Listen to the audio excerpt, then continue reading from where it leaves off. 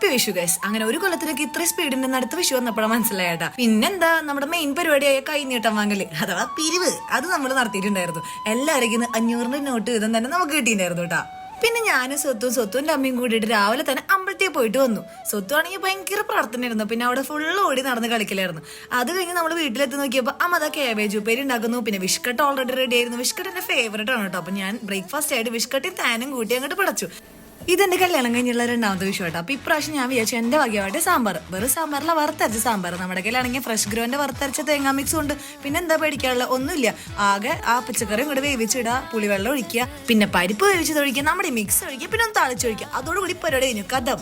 ഇവിടെ പലർക്കും സംശയം ഉണ്ടായിരുന്നു ഞാൻ ഒറ്റയ്ക്ക് സാമ്പാറൊക്കെ വയ്ക്കുമോ എന്നുള്ളത്. നമ്മുടെ കയ്യിലാണെങ്കിൽ ഫ്രഷ് ഗ്രോന്റെ മിക്സ് ഉള്ളത് കൊണ്ട് ഒരു പേടി മേടിക്കേണ്ടി വന്നില്ല. എല്ലാ അരപ്പും അതിലുണ്ടായിരുന്നു. കായ അടക്കം ഉണ്ടായിരുന്നു ആ അരപ്പിൽ കേട്ടോ. ഒന്നും നമുക്ക് അഡീഷണൽ ആയിട്ട് ചേർക്കേണ്ടി വന്നില്ല. കുക്കിങ്ങിൽ ഒരു വെറും ബിഗിനർ ആയിട്ടുള്ള ഞാൻ തന്നെ ഇത്ര നന്നായിട്ട് സാമ്പാർ വെക്കണമെന്നുണ്ടെങ്കിൽ നിങ്ങൾക്ക് തീർച്ചയായിട്ടും വെക്കാൻ പറ്റും. അടിപൊളിയാണ് കേട്ടോ. എന്തായാലും ഒരു തവണ വാങ്ങിച്ച് ഉപയോഗിച്ച് നോക്കിയോളൂ. ഇത്ര പെട്ടെന്ന് എളുപ്പത്തിൽ ഒരു സാമ്പാറൊക്കെ വെക്കാൻ പറ്റും, അത് വറുത്തരച്ച സാമ്പാർ വെക്കാൻ പറ്റും ഞാൻ ജീവിതത്തിൽ വിചാരിച്ചിട്ടുണ്ടായിരുന്നില്ല. പിന്നെ ഞാൻ വെച്ചോണ്ട് പറയല്ല, അടിപൊളിയായിരുന്നു, അസാധ്യ ടേസ്റ്റ്. കുക്കിങ്ങിന്റെ ഇടയിൽ പെട്ടെന്ന് സ്വത്തുമണിനെ കാണാണ്ടായി നോക്കിയപ്പോൾ അവൻ ഒരു ക്യാരറ്റിന് തല്ലിക്കൊല്ലുന്നു. ചേട്ടനോടാണെങ്കിൽ പോയിട്ട് ഒരു പ്രാവശ്യം കൂടി കൈ നീട്ട് തരാൻ വന്നപ്പോൾ കൈ നീട്ടി ഒരു ഷേക്കാൻഡ് തന്നു വിട്ടു. പിന്നെ അച്ഛൻ വന്ന് ഞങ്ങൾ എല്ലാവരും കൂടി വിളമ്പി ഒരുമിച്ച് കഴിക്കാനായിട്ടിരുന്നു. ഞങ്ങൾ ഇവിടെ എങ്ങനെയാന്ന് വെച്ചാൽ ഒരലേന്ന് എല്ലാവരും കൂടി വാരിയിട്ടാണ് ആദ്യം കഴിക്കാട്ടോ ഒരു ഉരുള. അത് കഴിഞ്ഞ് ഞങ്ങൾ എല്ലാവരും സെപ്പറേറ്റ് ആയിട്ട് കഴിക്കും. പിന്നെ സ്വത്തുപണിയാണെങ്കിൽ ഭയങ്കര എക്സൈറ്റഡ് ആയിരുന്നു. അപ്പൊ ഇതാണ് നമ്മുടെ പാപ്പൻ, നമ്മുടെ സ്വത്തുവിന്റെ പാപ്പൻ. എല്ലാവരും ചോദിക്കാറില്ലേ പാപ്പൻ വന്നിട്ടുണ്ട് കേട്ടോ. അങ്ങനെ നമ്മൾ ചോറും ഉണ്ട്, പിന്നെ വയറ് നിറച്ച് പായസം കുടിച്ചു. നമ്മുടെ ജിമ്മിലെ ജുനൈദ് ഇത് കാണുന്നില്ലല്ലോ അല്ലേ.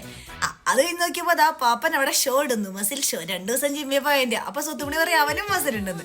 പിന്നെ നമ്മുടെ ഫ്രഷ് ഗ്രോന് ഇത് മാത്രമല്ല കേട്ടോ, ഒരുപാട് കുറെ നല്ല പ്രോഡക്ട്സ് ഉണ്ട്. അപ്പൊ നിങ്ങൾക്ക് ഇതെല്ലാം പർച്ചേസ് ചെയ്യണമെന്നുണ്ടെങ്കിൽ അവരെ ഡയറക്റ്റ് ആയിട്ട് DM ചെയ്യുകയോ ആമസോണിൽ നിന്നോ പർച്ചേസ് ചെയ്യുക. അപ്പൊ ശരി, വിഷു വ്ലോഗ് അങ്ങോട്ട് അവസാനിപ്പിക്കട്ടെ. ഇനി പിന്നെ വരാം. ബൈ.